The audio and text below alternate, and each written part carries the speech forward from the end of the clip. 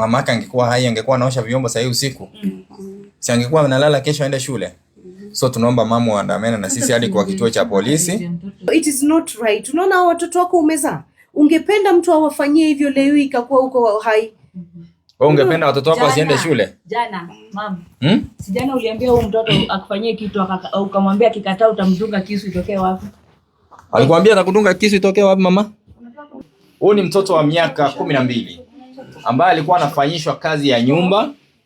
Wazazi waliaga dunia, akaletwa na aunti yake ambaye amemfanya maid, analea watoto triplets. Na pia anaosha vyombo. Tumempata akiosha vyombo saa hii ni saa 4 ya usiku inaelekea saa 5. Wazazi wake wako wapi? Mzazi wake alikuwa sister mamangu na alipasa. Wewe unaona ingekuwa sister yake angekuwa hai mtoto angekuwa anakaa nyumbani? Si angekuwa shule saa hii? Hakuna miaka. Mtoto mbona umekuwa ukimchapona hata mkono zake ni baridi. Sasa ngapi mtoto? Alikuwa anaosha vyombo? Aje. Alikuwa anaosha vyombo? Alikuwa anaosha pale. Ulikuwa unafanya nini saa hii? Ulikuwa unaosha nini? Vyombo saa hii saa 5 saa 4 usiku. Madam, huyu ni boy wako. Huyu mama alichukua mtoto kutoka ushago.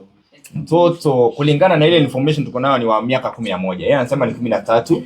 Akampatia kazi ya nyumba. Anamsaidia kulea watoto, anamsaidia kulea watoto triplets. Wako watatu. Na ukiangalia mikono ni baridi, mtoto alikuwa anaosha vyombo saa 4 ya usiku. Wao walikuwa wamelala, mtoto anaosha vyombo nje. Alichukua mtoto yatima, hata kama ni mtoto wa sister yake ama relative wake. Mtoto yatima hafai kuteseka. Watoto yatima wanateswa na aunti zao na ango zao na stepmothers. Piga report tuweze kwa rescue. Na pia usiteseke. Tusaidia wengine. Usaidie wengine. Kwa hivyo umekuwa ukiteseka sana. Na hii baridi. Hata habari yako madam? Kuna mtoto tunatafuta. Mimi naitwa Mosiria. Mimi ni yule napenda watoto wadogo kama wewe, tunawasaidia. Unasoma? Bado. Mbona usomi? Zidi sababu ni mtoto mdogo. Nataka unieleze. Uko class? Promise 3. Ulitoka nyumbani kwa kuja hapa lini? Kitambo. Unajua mtoto huyu? Wamjua?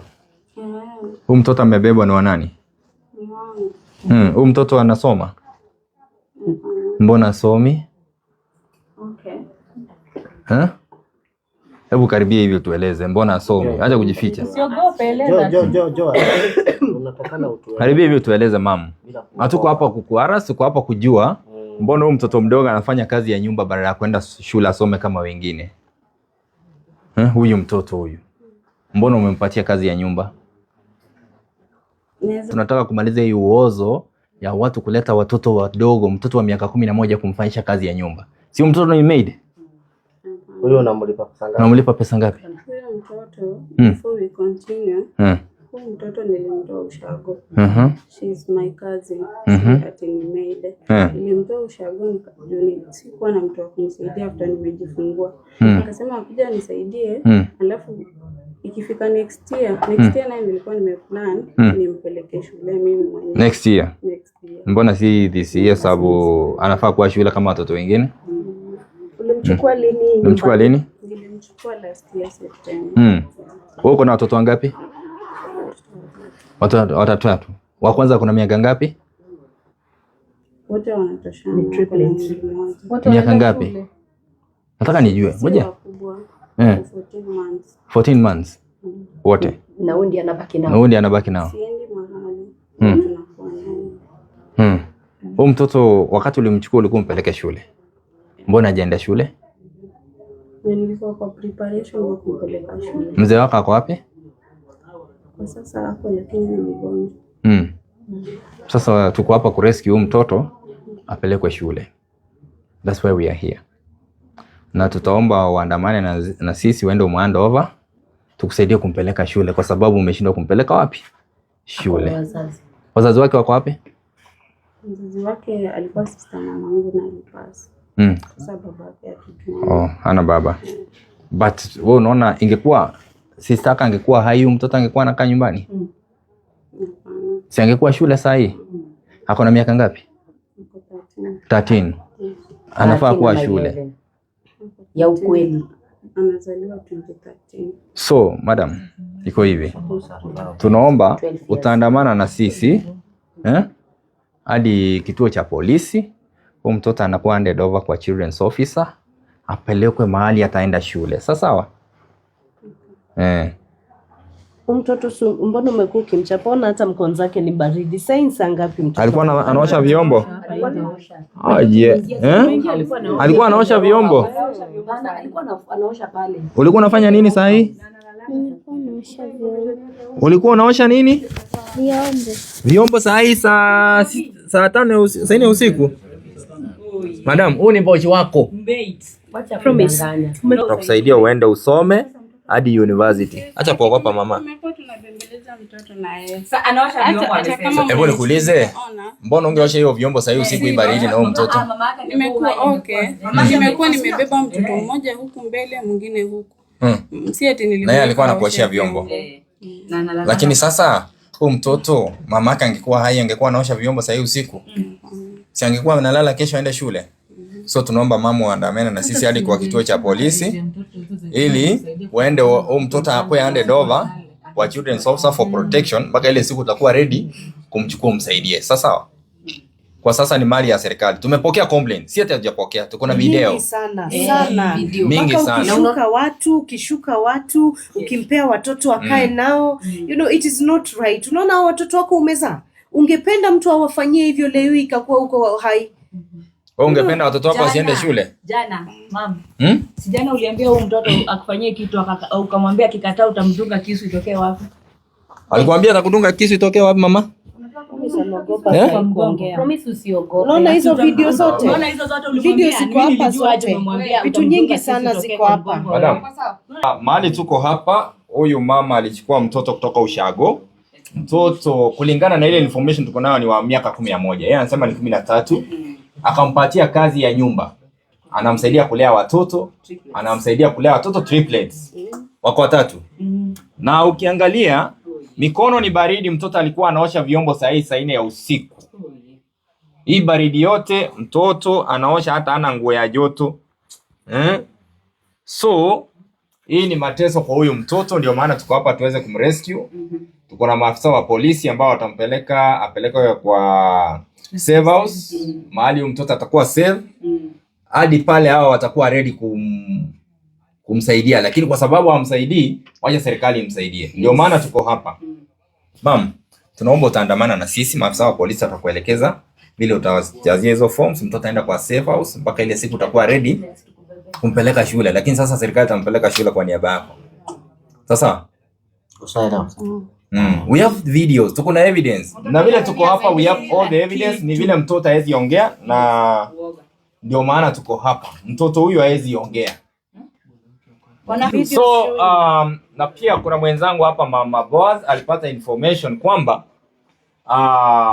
huyu mama alitishia mtoto akimwambia asipofanya kazi ya kulea watoto atamdunga kisu itokee kwa mgongo. So huyu mtoto ametishiwa. Neighbors wamekuwa wakitutumia evidence. Mikono ni baridi unasikia?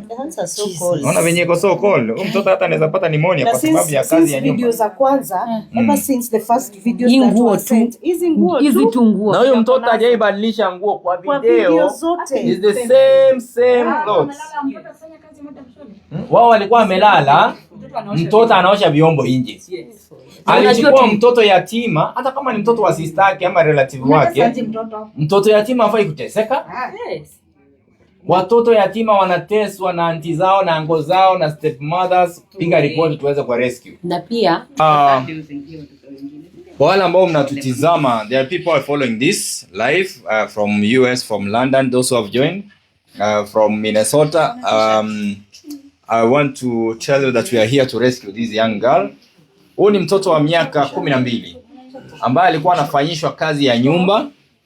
Wazazi waliaga dunia, akaletwa na aunti yake ambaye amemfanya maid. Analea watoto triplets. Na pia anaosha vyombo. Tumempata akiosha vyombo saa hii ni saa saa 4 ya usiku inaelekea saa 5. Hebu nione ni masaa yapi haya.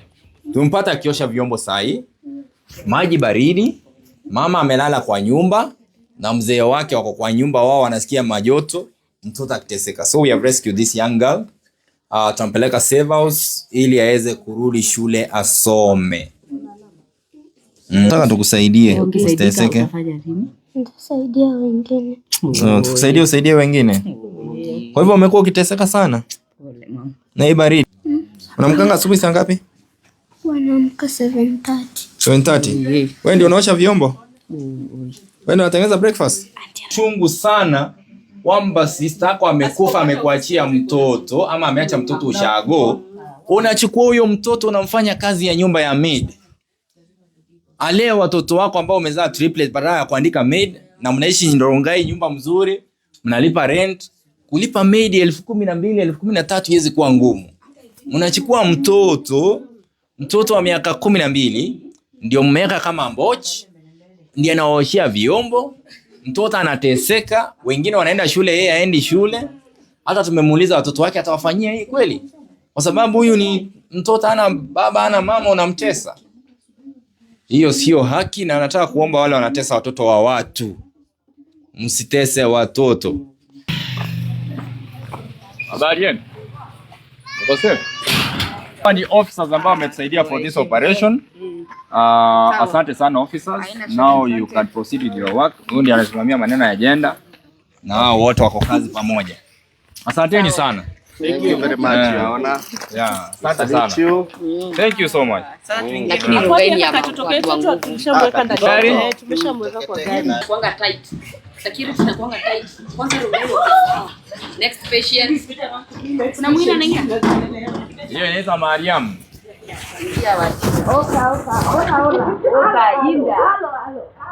Mheshimiwa uko na timu ya nguvu. Niko na watu wa nguvu. Since I met this team, I was doing these rescues alone, but kutoka nipate timu ya nguvu, nani kama hii team, nikapata warembo wengine wako pale ndani na chief mwenyewe. Operation ni mwecheche. Naje mtoto, huyu ni follow wangu, mbona anatoroka? Habari. Imagine that girl, your age mate is not in school, she's a housemaid. That's very bad. Yeah, we have taken her, actually we have rescued her. Niaje ndugu zangu? Rasta niaje? Pendi kuona marasta wakiteseka. Finally tumefikisha huyo mtoto kwenye kituo cha polisi, mahali ambapo ataprocessiwa to a safe house. Na pia ako na ndugu zake, siblings wake, tuitisha namba tuweze wafuatilia waweze kusaidiwa.